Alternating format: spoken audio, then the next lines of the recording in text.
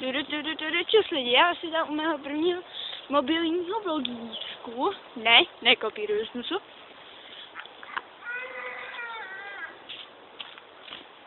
A chtěla bych vás jen tak rychle informovat o tom, co se bude dít, co se bude dít. Takže tenhle týden nebude žádný video, nestíhám ho. Mám ve škole strašného dopisování, protože po podzimních prázdninách a já jsem předtím měla individuální praxe, takže jsem všechno dopsala. Dále doufám, že jste si všichni podzimní prázdniny užili, tak jak jste chtěli a nestrávili si to jenom u počítače sledováním Goga. Myslím, že z té školy tak hrabe. No, dále bych vás chtěla informovat o těchto mobilních vozích, že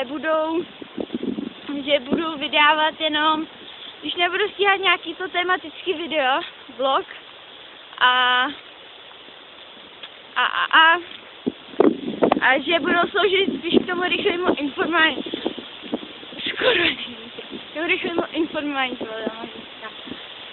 Rychlému informování o to, co se bude dít, co se děje a třeba proč nebudou videa.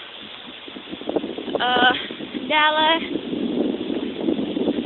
doufám,